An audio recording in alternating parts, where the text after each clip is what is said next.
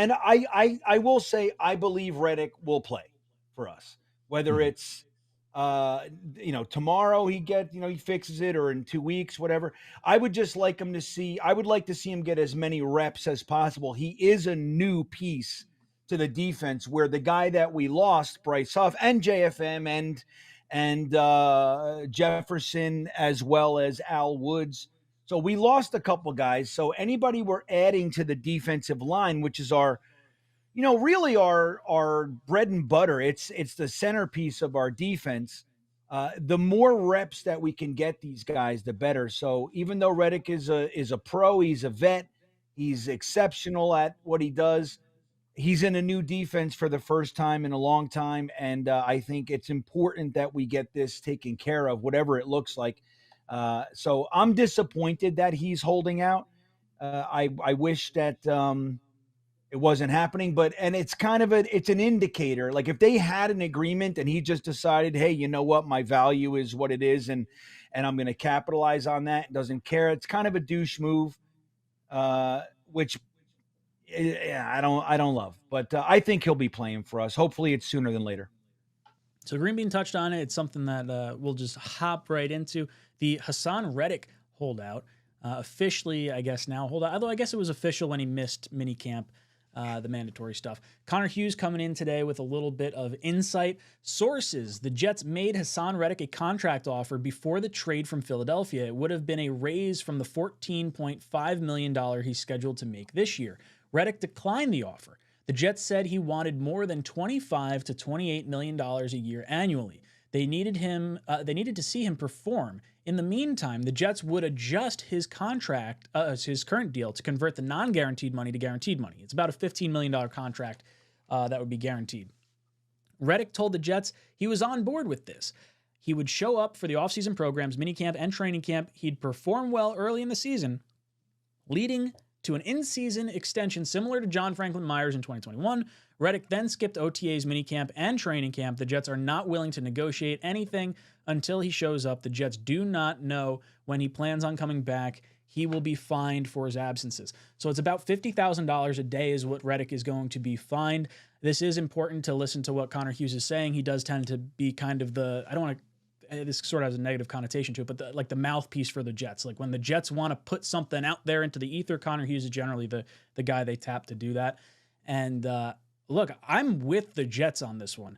You got to show up to camp. You got to show up and prove that you can play in this defense, because we've seen what you can do in Philadelphia, but we want to see you do it here. We're fine with giving you the fully guaranteed contract that you signed initially with the Eagles that you're now holding out on. And what happened was, after the Jets trade for him, the Jets wound up trading John Franklin Myers away.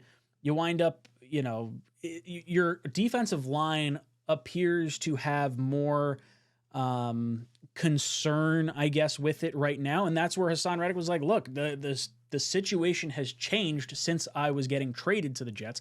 Now I want to use that leverage to try and parlay that into a contract. Now, I'm on record as saying I don't want to give Haason Reddick a contract. I don't think it's a good move for the Jets. I think what I would do is, if you could figure out, a Band-Aid contract for 2 years, but a long-term contract, I'm out on. I don't think $25 to $28 million a year for Haason Reddick is a good move for this New York Jets team. Matt, what are your thoughts on the holdout for Haason Reddick, what we heard from Connor Hughes today, and your thoughts just in general? Yeah, so for me, what I would do with Haason Reddick is, I think they should redo the deal for this year. Get whether it's more incentives or whether it's adding in just converting, more money to guaranteed money, whatever the case is, to get him a little bit more in his pocket this year. Do that. I would really, my line is next year, 2025. Like, if you want to redo it and tack on an additional year, I'm okay with that, because that kind of falls in your Aaron Rodgers window over the next 2 years.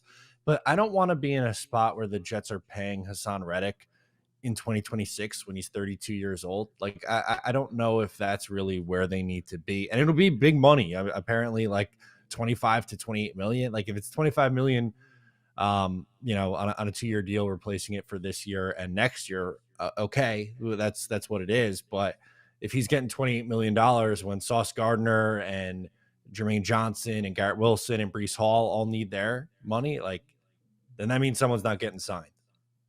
Not to mention our defensive line, you can argue that our D line kind of makes the player, or our scheme makes the player. So Haason Reddick, while he's a great player before he comes to the Jets, he's going to have a phenomenal season. So like he could parlay this into a monster contract if he really wants to play out this, 1 year and then go out, be the mercenary. I think Jet fans would be fine with it. I'm a little surprised he's not going to do that, but I think Joe Douglas, sticking to his guns and not paying him right now, I think is the right move. You at least got to set the example for what it takes to get a contract with the Jets, and holding out and missing team activities sends, I think it helps send a message to the younger guys on our own team as well. Green Bean, what are your thoughts on the Haason Reddick holdout, what we learned from Connor Hughes, and just your overall feeling on the situation? Yeah, well, and this is, I was referencing, this was the tweet I was thinking of when I was making my last comment. But I agree with you guys. I think paying Haason Reddick, like locking ourselves into a $25+ million contract, for a couple of years for him before we've ever even seen him in a Jets uniform, I think it's ill-advised, and again, like, they made the trade for him. You'd love to believe that agreements were made, but this is what I chalk it down to, everybody. I chalk it down to, it's virtually impossible for the Jets to go into training camp without drama, and that's all this is. It's it. It's just what it is. It's the normal operating procedure. It's impossible for us just to have everybody healthy, everybody signed, everybody not in the news, and just walk into camp and just be a football team. It's not possible for us. So that's all this is. We needed it. Thank you, Reddick, for keeping our streak alive. Again, I do believe that he'll be playing for us. I mean, you know what the greatest thing is, guys? Here's the best news ever, is that, and we forget this, he's the least talked about guy out of everybody in the offseason, is that we have a first-round pick with a year of experience who was very, very effective in the 19% snaps that he got last year. I think it was 19%.